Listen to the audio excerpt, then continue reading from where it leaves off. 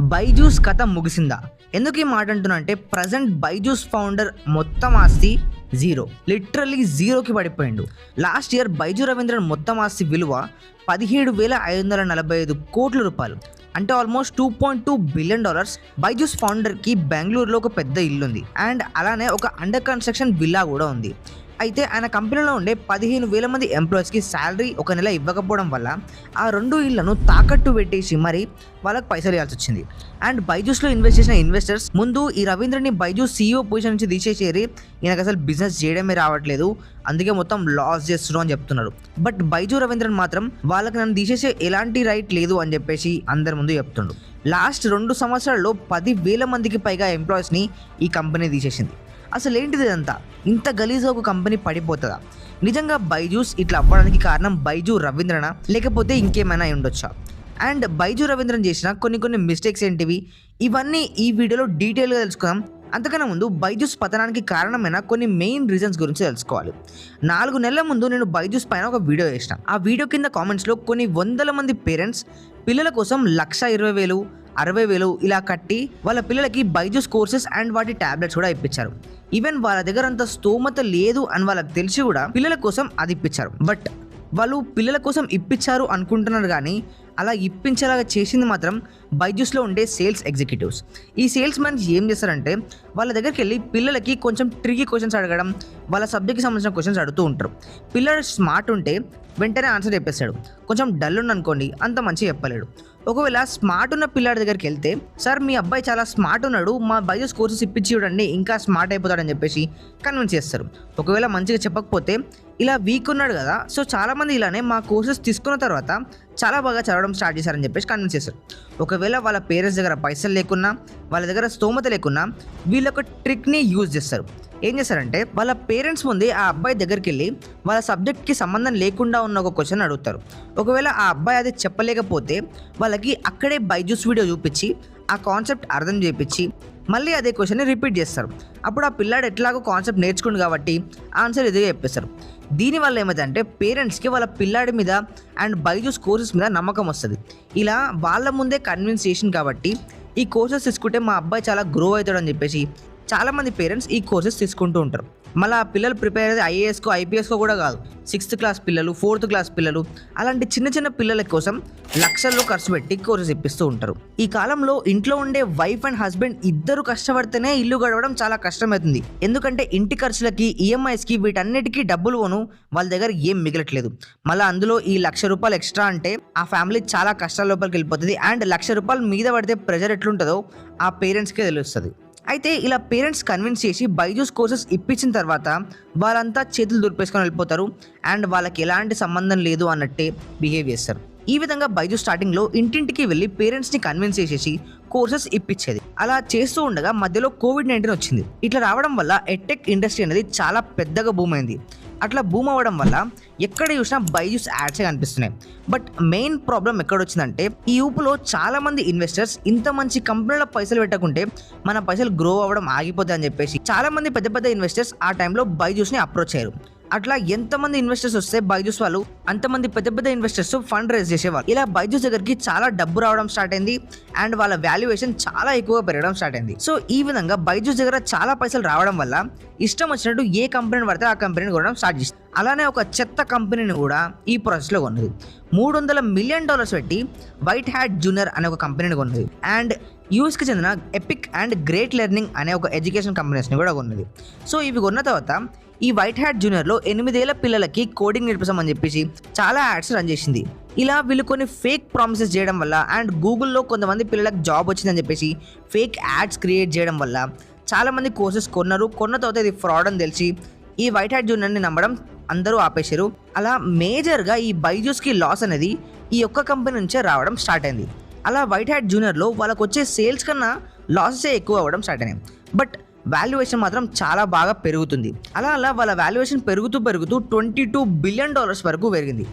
But ఆ తర్వాత వచ్చిన పెద్ద ప్రాబ్లం ఏంటిదంటే అసలు ఆ కంపెనీకి ఉన్న వాల్యుయేషన్కి అండ్ ఆ కంపెనీకి వస్తున్న సేల్స్కి అస్సలు సంబంధం లేకుండా అయిపోయింది. ఇక్కడే బైజూస్ ఒక రాంగ్ స్టెప్ తీసుకుంది.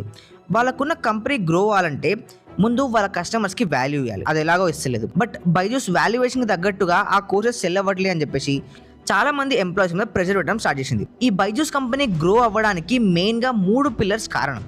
ఒకటి కస్టమర్స్. బట్ బైజూస్ వాళ్ళు కస్టమర్స్ దగ్గర జస్ట్ వాళ్ళ కోర్సెస్ అండ్ వాళ్ళ టాబ్లెట్స్ సేల్ అయ్యేంత వరకు మాత్రమే కన్విన్స్ చేసి వాళ్ళ దగ్గర పైసలు తీసుకుంటూ ఉంటారు.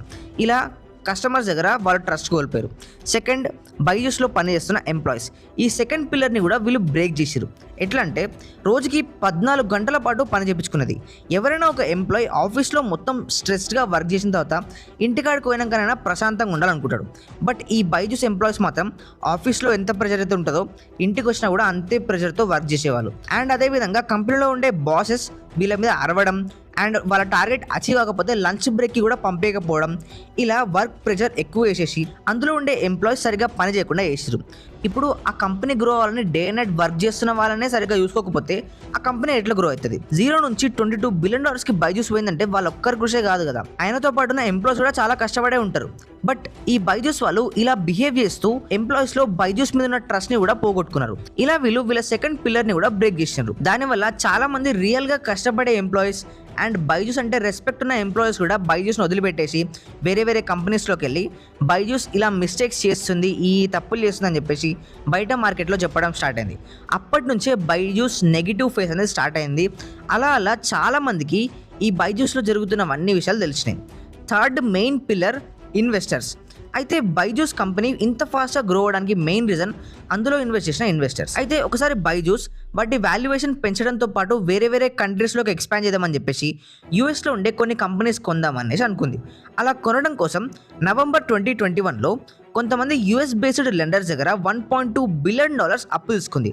ఆ అప్పు కూడా 5.5% ఇంట్రెస్ట్ రేట్ని తీసుకుంది. అంటే ఈ అప్పు ఇంత ఇంట్రెస్ట్ రేట్తో తీసుకోవడం చాలా రేర్ విషయం అండ్ వాళ్ళకి చాలా తక్కువలో ఈ అప్పు అనేది వచ్చింది. అయితే ఇలా అప్పు ఇచ్చినప్పుడు ఊరికనే ఉంటాడా? ఆ కంపెనీ రెవెన్యూ ఎంత వస్తుంది, వాళ్ళకి ప్రాఫిట్ ఎంత మిగులుతుంది, ఇలాంటి రిపోర్ట్స్ అన్ని మాకు సబ్మిట్ చేయాలి.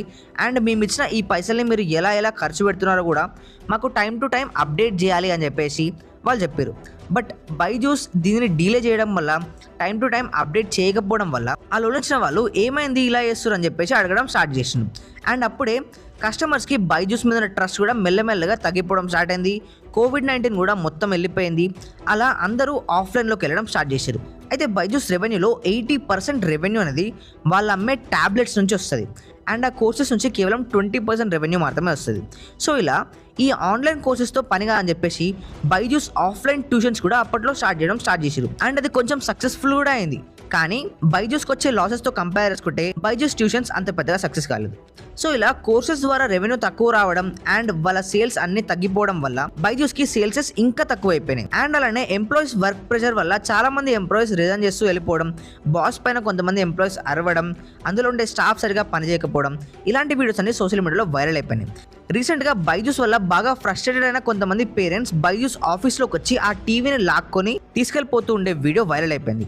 అయితే ఇలాంటి సిచ్యువేషన్స్ అన్నీ అవ్వడం వల్ల బైజూస్ వాల్యుయేషన్ మెల్లమెల్లగా పడిపోతూ వచ్చింది. అలా లోన్ ఇచ్చిన వాళ్ళకు కూడా అసలు ఏమైంది, ఈ కంపెనీ ఇట్లా పడిపోతుందని చెప్పేసి వాళ్ళు వాళ్ళ అమౌంట్ కావాలని చెప్పేసి డిమాండ్ చేశారు. మాకు మా పైసలు ఇచ్చేసేయండి, మీ కంపెనీ సరిగ్గా వర్క్ చేస్తలేదు, మీరు కరెక్ట్ టైంకి రిపోర్ట్ సబ్మిట్ చేస్తలేరు అండ్ మీ కంపెనీ ఎందుకు ఇట్లా డౌన్ అయిపోతుంది అని చెప్పేసి అడిగితే వాళ్ళు ఎందుకు అవుతుందో చెప్పలేకపోతున్నారు. అయితే ఇలా ఇన్వెస్టర్స్ ఊరికే అడగడం వల్ల బైజూస్ వాళ్ళు అందులో ఇన్వెస్ట్ చేసిన ఇన్వెస్టర్స్ పైననే కేసు పెట్టడం స్టార్ట్ చేసింది. దీనివల్ల ఇన్వెస్టర్స్ మొత్తానికి ఈ బైజూస్ కంపెనీ మీద ట్రస్ట్ పోయింది. అరే మనం ఇంత మంచిగా ఈ కంపెనీలో ఇన్వెస్ట్ చేస్తే వాడు మన మీదనే కేసేస్తుండు, జర ఈ కంపెనీకి దూరంగా ఉందని చెప్పేసి చాలామంది ఇన్వెస్టర్స్ ఎందులో ఇన్వెస్ట్ చేసిన డబ్బులన్నీ తీసుకోవడం స్టార్ట్ చేశారు. అలా $22 బిలియన్ ఉన్న కంపెనీ జస్ట్ ఒక్క సంవత్సరంలో $5 బిలియన్ పడిపోయింది. అండ్ ఆ తర్వాత ప్రజెంట్ ఇప్పుడు ఈ కంపెనీ వాల్యుయేషన్ $1 బిలియన్, ఆల్మోస్ట్ 8,000 కోట్లకు పడిపోయింది. చెప్పాలంటే ఇప్పుడు ఈ కంపెనీ $1 బిలియన్ నుంచి $500 మిలియన్ కూడా పడిపోవచ్చు. అండ్ యూనికార్న్ లిస్ట్లో నుంచి ఈ బైజూస్ కంపెనీని తీసేసే ఛాన్స్ కూడా ఉంది. సో ఇప్పుడు కంపెనీ మొత్తం మునిగిపోతుంది కాబట్టి ఇప్పుడు బైజూస్ వాళ్ళు సరే మీరు చెప్పిన అమౌంట్ మీకు ఇచ్చేస్తామని చెప్పేసి $1.2 బిలియన్ మేము 6 నెలల్లోనే ఇచ్చేస్తామని వాళ్ళ ముందు ఒక మాట వేసుకుంది. 6 మంత్స్లో అంత అమౌంట్ అప్పు ఇవ్వడం మామూలు విషయం అయితే కాదు. అయితే బైజూస్ వాళ్ళు ఏం చెప్పారంటే ఫస్ట్ 3 మంత్స్లో మేము $300 మిలియన్ ఇస్తాం అండ్ మిగిలిన 3 మంత్స్లో $900 మిలియన్ ఇచ్చేసి మీ అప్పు మొత్తం తీర్చేస్తామని చెప్పింది. అసలు ఎంప్లాయీస్కి జీతం ఇవ్వడానికే పైసలు లేని కంపెనీ $1.2 బిలియన్ ఎట్లా వసూలు చేస్తుంది? ఎట్లా చెప్తా వినండి. బైజూస్లో యూఎస్లో ఎక్స్పాండ్ చేయడం కోసం చాలా కంపెనీస్ కొన్నదని చెప్పిన. దాంట్లో epic and great learning company అనేది ఒకప్పుడు చాలా బాగా వర్క్ అయింది అండ్ వాటి వల్ల వాళ్ళు యూఎస్లో చాలా బాగా ఎక్స్పాండ్ చేశారు కూడా. అయితే అప్పట్లో బైజూస్ వాళ్ళు ఈ కంపెనీని $1.1 బిలియన్ పెట్టి కొన్నారు. బట్ ఇప్పుడు దాని వాల్యుయేషన్ కొంచెం పడిపోయింది కాబట్టి, బైజూస్ రెప్యుటేషన్ లేదు కాబట్టి ఆల్మోస్ట్ ఎవరైనా $800 మిలియన్ దీన్ని కొంటామంటే దాన్ని అమ్మేసి ఈ పైసల ద్వారా ఈ అప్పు తీర్చేస్తామని చెప్పేసి వాళ్ళు ఒక ప్లానింగ్లో ఉన్నారు. ఇలా బైజూస్ అందరికీ ఒక గుడ్ న్యూస్ ఇచ్చింది. బట్ ఎప్పుడైతే బైజూస్ మార్కెట్లో ఒక గుడ్ న్యూస్ రిలీజ్ చేస్తుందో అప్పుడే ఒక గలీజ్ న్యూస్ కూడా రిలీజ్ చేస్తుంది. ఏమైందంటే రీసెంట్గా $533 మిలియన్ మిస్సింగ్ అని చెప్పేసి బైజూస్ వాళ్ళు చెప్పారు. బట్ రీసెంట్గా వచ్చిన రిపోర్ట్స్ ప్రకారం ఈ $533 మిలియన్ అనేవి లెండర్స్కి ఇవ్వకుండా ఒక హెడ్జ్ ఫండ్లో దాచిపెట్టిరు అని చెప్పేసి ఈ న్యూస్ వైరల్ అయిపోయింది. వరల్డ్లోనే పెద్ద ఎడ్టెక్ కంపెనీ ఇలాంటి పనులు చేస్తే ఇంకా మిగతా వాళ్ళు ఏం కావాలని చెప్పేసి ఆ $533 మిలియన్ ని గవర్నమెంట్ వాళ్ళు సీజ్ చేసిరు. ఎవరైనా కొన్ని కంపెనీస్ చూసినప్పుడు ఈ కంపెనీలో జాబ్ వస్తే నా లైఫ్ సెట్ అయిపోతారా అని అనుకుంటూ ఉంటారు. బట్ ఈ కంపెనీ విషయంలో మాత్రం నాకు బైజూస్ కంపెనీలో జాబ్ వచ్చినా సరే నాకు అవసరం లేదు రవై అని అనుకుంటున్నారు. అలా ఈ కంపెనీ పడిపోయింది. ఇప్పుడు రీసెంట్గా వచ్చిన న్యూస్ ప్రకారం బైజూస్కి సంబంధించిన 3 బోర్డు మెంబర్స్ కంపెనీని రిజైన్ చేసి వెళ్ళిపోయారు. అండ్ ప్రజెంట్ బైజూస్లో కేవలం ఇంకా 3 బోర్డు మెంబర్స్ మాత్రమే ఉన్నారు. ఒకరు ఆ బైజూస్ కంపెనీ ఫౌండర్ రవీంద్రన్ బైజూ, ఇంకొకరు ఆయన wife Divya, and third person వాళ్ళ తమ్ముడు రీజు రవీంద్రన్. ఇలా 3 ఈ కంపెనీని నడిపిస్తూ ఉన్నారు. ఇది ఒక ఫ్యామిలీ రన్ స్టార్ట్అప్ లాగా అయిపోయింది. బట్ ఇప్పుడు మెయిన్ క్వశ్చన్ ఏంటంటే బైజూస్ దీంట్లో నుంచి బయటికి రావచ్చా? దీనికి clear cut answer yes. Byju's ఇప్పుడు $1 బిలియన్ వాల్యుయేషన్లో ఉంది. బట్ వీళ్ళు ఇలా ఉన్నా కూడా సర్వే అవ్వచ్చు. ఎలా అంటే వాళ్ళు ఇలా గ్రో అవుతున్న ప్రాసెస్లో వాళ్ళ మెయిన్ ఫోకస్ అండ్ ఆ కంపెనీ స్టార్ట్ చేసిన మెయిన్ ఎజెండా మర్చిపోయి సేల్స్ పైన వాల్యుయేషన్ మీద ఫోకస్ చేశారు. అండ్ చాలామంది ఫేమస్ క్రికెటర్స్, యాక్టర్స్, ఇంకా చాలామంది ఫుట్బాల్ ప్లేయర్స్కి పైసలు ఇచ్చేసి చాలా క్రికెట్ టోర్నమెంట్స్లో వీటిలో పైసలు పెట్టేసి మొత్తం వచ్చిన పైసలన్నీ వేస్ట్ చేసేసారు. నీకు ఎవరి దగ్గర నుంచి అయితే పైసలు వస్తున్నాయో వాళ్ళ దగ్గర నుంచి నువ్వు పైసలు లాక్కోవాలని చూసినావు. నీకు ఎవరెవరైతే హెల్ప్ చేస్తారో వాళ్ళని నీ కంపెనీలోనే ఉండకుండా వేసేసినావు. అండ్ నీకు పైసలు వచ్చి ఇంత పెద్ద కంపెనీని చేసిన వాళ్ళ మీదనే కేసేసినావు. ఇట్లా నీకు హెల్ప్ చేసిన ప్రతి ఒక్కరిని నువ్వు పక్కన పడేసి వాల్యుయేషన్ కోసం, సేల్స్ కోసం పోరాడి నీ కంపెనీ మొత్తాన్ని లాస్లోకి ముంచుకున్నావు. సో ఈ కంపెనీ ప్రాఫిట్లోకి రావాలంటే మెయిన్గా వీళ్ళు బ్రేక్ చేసిన ఈ 3 పిల్లర్స్ మీదనే వర్క్ చేయాలి.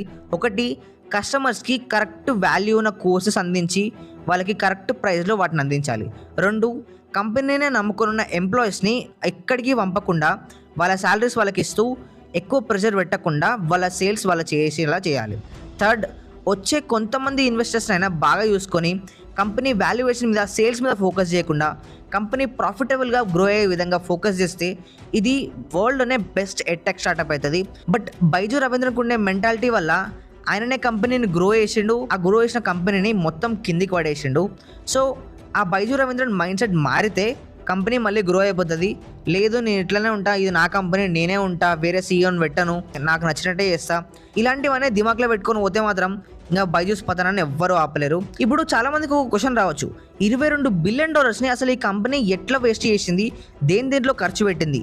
దీనిపైన నేను ఆల్రెడీ ఒక వీడియో చేసిన, ఆ వీడియో లింక్ ఇక్కడ క్లిక్ చేసి చూడండి. అండ్ నెక్స్ట్ మన ఛానల్లో ఇండియన్ ఎడ్యుకేషన్ సిస్టమ్ మీద ఒక వీడియో రాబోతుంది. మనుషుల్ని మెషిన్లా మార్చేసి మన జిందగీ మొత్తాన్ని ఒక సైకిల్లా పడేసే ఈ ఎడ్యుకేషన్ సిస్టమ్ గురించి డీటెయిల్ వీడియో చేయబోతున్నా. దానికోసం ఇండియన్ ఎడ్యుకేషన్ సిస్టమ్ అని చెప్పేసి వీడియో కింద కామెంట్స్లో చెప్పండి. వీడియో వస్తే వీడియోని లైక్ చేయండి, షేర్ చేయండి. మరిన్ని ఇలాంటి వీడియోస్ కోసం మన ఛానల్ సబ్స్క్రైబ్ చేసుకోండి. So see you in the next video and thank you for watching. This is Sai Vardhan.